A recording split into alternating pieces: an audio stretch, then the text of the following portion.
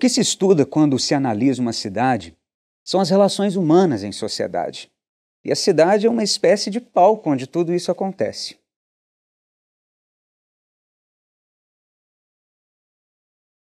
Belo Horizonte é exemplar nesse sentido porque é uma cidade planejada.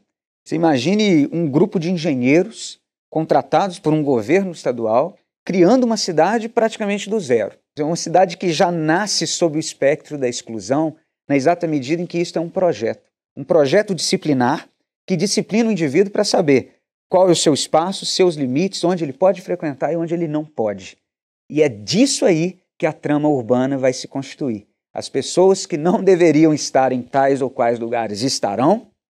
Nós veremos bairros que foram destinados a serem bairros das elites serem ocupadas por pobres. Acreditava-se que a construção de uma capital daquele nível gerava encargos morais, muito mais do que econômicos, inclusive para o povo mineiro. Bom, por isso o espaço da cidade foi tão cuidado, vigiado.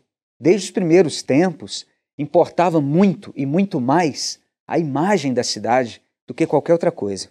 Era como se a cidade fosse a obra do esforço de todos e de cada um. A expressão do título Capital do Trabalho vem um pouco disso. João Pinheiro gostava de chamar Belo Horizonte de a noiva do trabalho, a filha da República. Arthur Azevedo esteve em Belo Horizonte a passeio, no entorno da inauguração da cidade, um pouco depois, e dizia que, por isso, pelo esplendor daquela cidade, ela poderia ser, inclusive, a capital do próprio Brasil. Isso empolgava muito os contemporâneos e os entusiastas da cidade da época. A escravidão havia sido abolida e a monarquia dava lugar à república no Brasil. Era preciso consagrar o trabalho agora, mas um trabalho como atividade nobre ligada à liberdade, de homens livres, não escravos. E a construção de Belo Horizonte ela se deu em apenas 4 anos, até menos um pouco. E isso reforçava a ideia de um povo mineiro como um povo laborioso, disciplinado e compromissado com a cidade. Isso pipocava pelos jornais da época. Tinha gente satisfeita com as mudanças rápidas que aconteciam no espaço? Tinha gente satisfeita com a mudança da capital, sair de Ouro Preto, ir para Belo Horizonte. Mas havia quem estivesse assustado com aquela onda especulativa dos imóveis.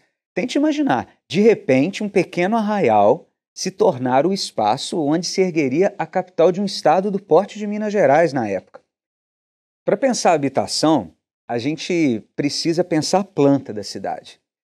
Havia essa avenida de contorno que contornava, portanto, uma área central. Ali estariam os lotes principais, as ruas estão bem traçadas para a habitação das pessoas mais ricas.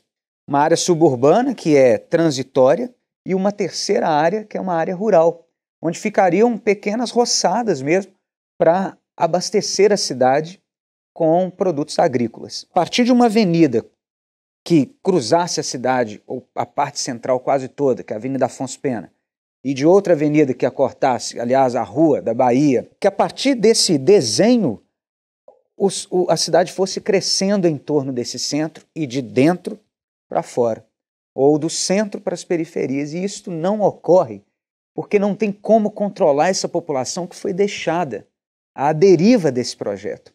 As pessoas que vieram construir a cidade, eles chegavam na hospedaria do imigrante, vinham sem família, inclusive, era preciso que fosse. Aliás, muitos vieram com família, mas eram encorajados a não vir, porque vindo com família era mais fácil, era mais propensa à fixação. Vindo sem família, não. Trabalhariam, cumpririam esses anos de trabalho na construção civil e se retirariam. Então já começa aí. A raiz do problema está aí. Não há um plano de recepção, mas essa população que vinha inchando a cidade, uma população pobre, cada vez mais excluída, ela não perdeu tempo a se alojar. E, de repente, esse projeto entra num descompasso. É aí que entra todo esse ideal de ordem, de disciplina que é preciso agora negociar com essas pessoas. Tirá-las de certos lugares, levar para outro, tornar uma zona urbana uma zona suburbana, ou o contrário, reorganizar a cidade. A planta original ela não se cumpriu como foi pretendido no início. Os italianos e outros pobres, para o horror dos construtores, foram ocupando regiões da parte mais nobre da cidade. O Barro Preto é um exemplo disso. Eles iam construindo barracões e se acomodando como dava. Entra em cena, nesse momento, a polícia. A primeira figura importante que se vai delinear essa cultura urbana, da forma de controle dessas pessoas, foi a figura do Major Lopes. Na época era conhecido como Capitão Antônio Lopes. Ele é subdelegado de Sabará e ele veio para Belo Horizonte para atuar como um subdelegado também na cidade em construção. Antes mesmo da inauguração da cidade, o Major Lopes já era conhecido como o xerife da ordem. A polícia aparece então como esse personagem que fosse capaz de fazer com que todas essas mazelas da cidade, que o próprio modelo da cidade criou, colocá-los todos em devido controle. É assim que aparece esse poder disciplinar que a polícia deve representar e que setores sociais interessados devem fazer para consolidar nos meios jornalísticos, nas cartilhas escolares e até numa fala ou numa propaganda mais insuspeita.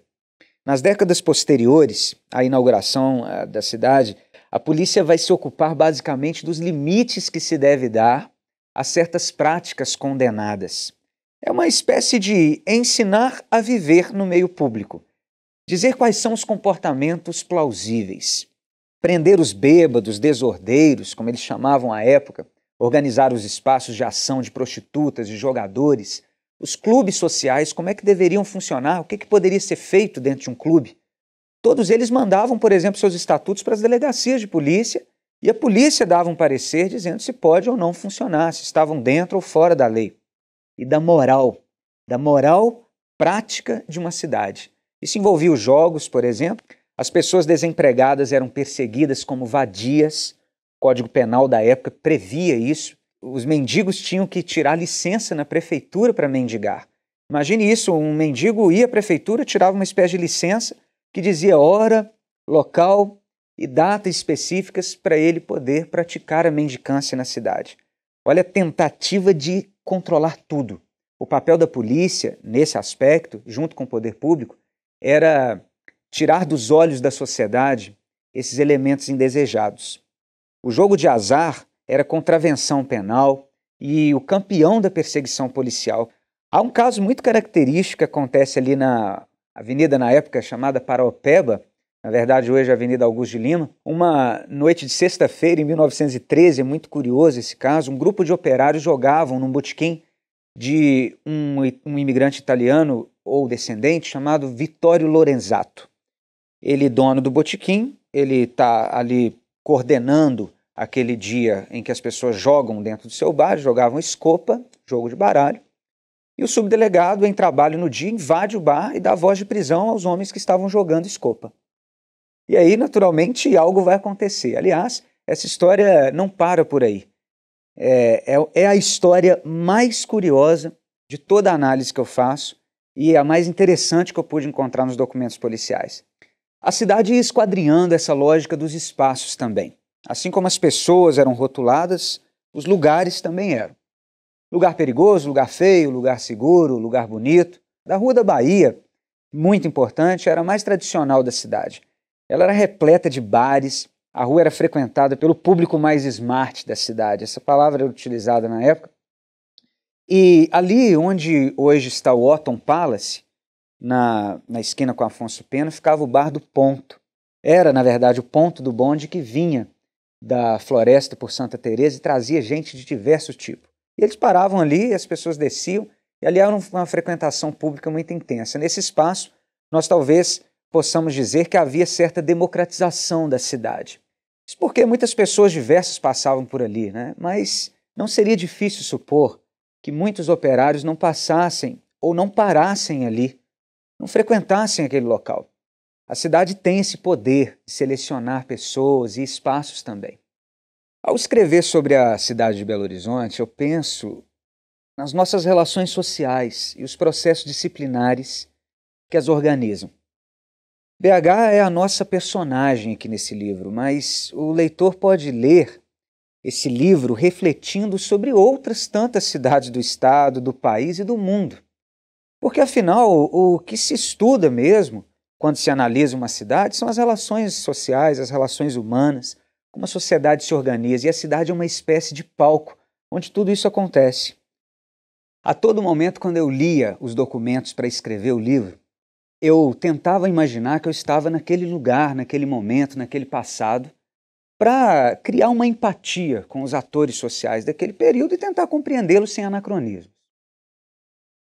Mas a todo momento que eu saía dos arquivos e encontrava a cidade, e ia viver nela, e via as matérias nos jornais, e via o policiamento acontecendo, e via as ruas em movimento, eu entendia que, na verdade, todas essas questões estão aqui a nos desafiar a todo momento no nosso presente também.